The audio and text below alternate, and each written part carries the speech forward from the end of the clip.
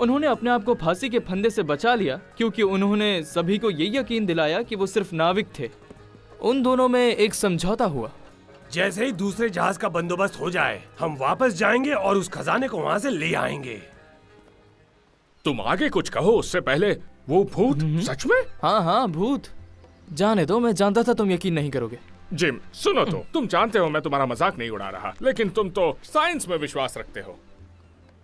हम दोनों ये जानते हैं कि कैप्टन फ्लिंट के बंदूक की गोली से बचने के कई कारण हो सकते हैं, पर मुझे नहीं लगता इनमें से कोई भी कारण भूत या जादू होगा। आपको नहीं लगता कि ये मुझे पता है? मैं जानता हूँ कि ये सब पागलपन है, लेकिन इसका मतलब ये नहीं कि ये झूठ है। कुछ चीजें हैं जिनका जवाब विज्ञान के पास नहीं है।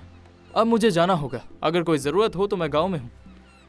जिम एक मिनट रुको।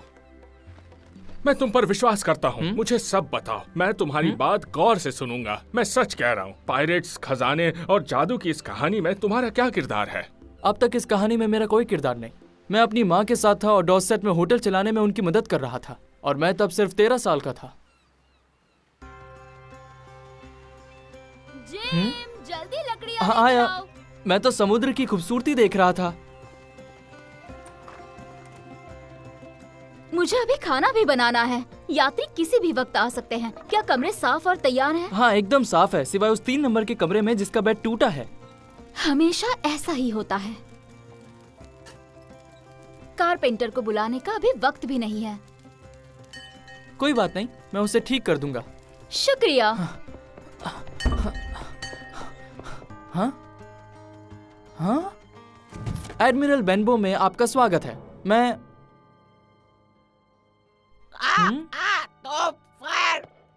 मुंह बंद रखो अपना। और तुम ये बताओ, ये होटल खुला है क्या? जी सर बिल्कुल है। मैं आपके लिए क्या कर सकता हूँ? हमारे पास खाने के लिए मटन है, चिकन है और नान है। मुझे चाहिए बहुत सारा खाना, एक शांत कमरा। इसमें कोई परेशानी है? बिल्कुल नहीं सर, बल्कि हमें तो खुशी होगी। ठीक है, पर ध्यान रहे मुझे बेवजह कोई परेशान ना करे। हम आपको एक शांत कमरा दे देंगे, फिक्र ना करें। और मेरे लिए तुरंत नहाने का इंतजाम करो। जब शरीर से बदबू आए तो समझ लो नहाने का वक्त हो गया।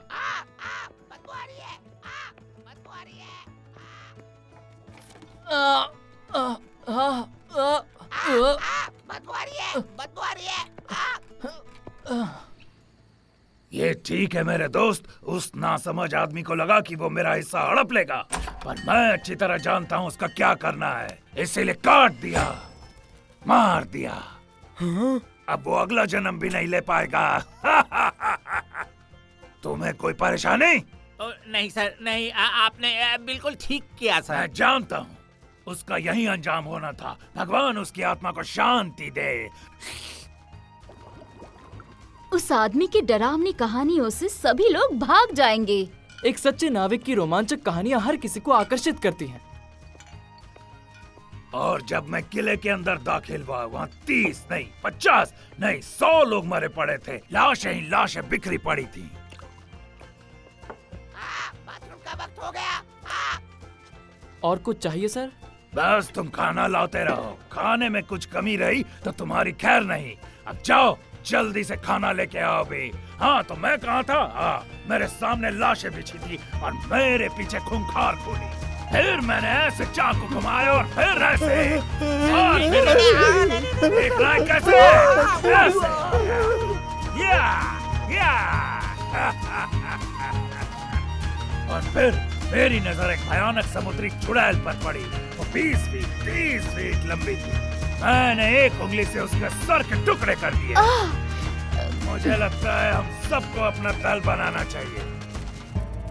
हम तो गम भूल गए, सारी दुनिया भूल गए। अब किसी से क्या कहे यारो, सब अपना भूल गए। लड़ने के लिए तैयार हो जाओ। चलो अपने हथियार उठा लो।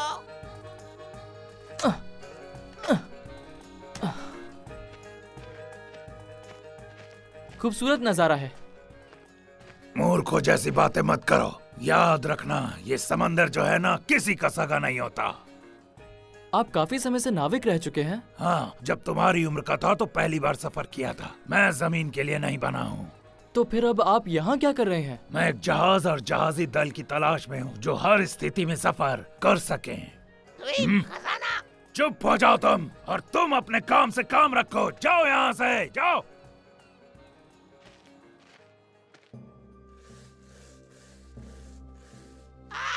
मार पड़ी। 20 घोड़े।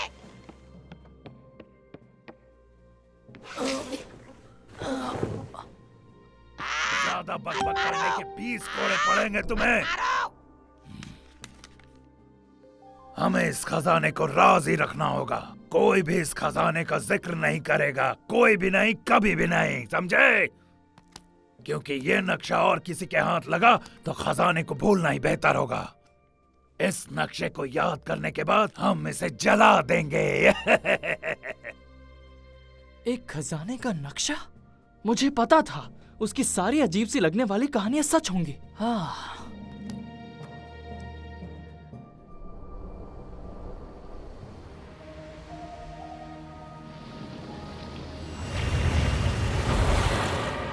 उत्तर की ओर जाओ और सबसे बड़ा द्वीप ढूंढो। और फिर क्या?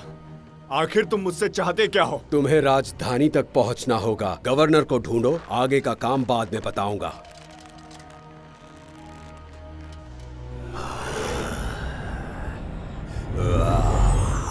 सर, ताजा रिपोर्ट तो चौंकाने वाली है। समुद्री लुटेरों को किसी का खौफ नहीं। उन्होंने हमारे 2 जहाजों को लूट लिया है। हमें और जहाजों की जरूरत है। हम उन्हें इस सेना के साथ नहीं रोक पाएंगे। ब्रिटिश सरकार कई लड़ाइयों में व्यस्त है, जिसमें फ्रांस भी है।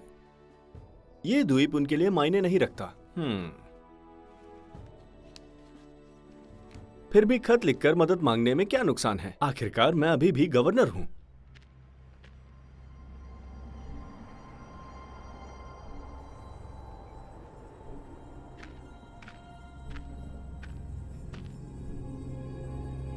अच्छा, तो यही वो जगह है। हिलना मत।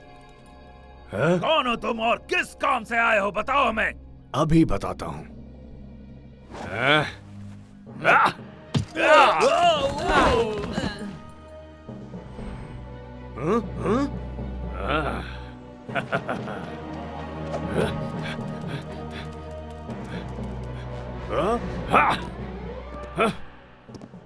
मौत की सजा वाले कैदी आ चुके हैं सर। कल सुबह जिन कैदियों को फांसी देनी है, ये उसकी लिस्ट है।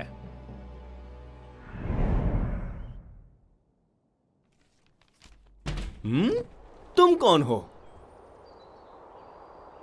और तुम अंदर कैसे आए? बचाओ मुझे। कोई चुप हो जाओ। मैंने कहा आवाज मत करो। हाँ, हम इसे पैसों के लिए बंदी बनाने वाले हैं, है ना? तुम इसका भेष अपनाओगे। मुझे कुछ समझ नहीं आ रहा। तुम कहना क्या चाहते हो?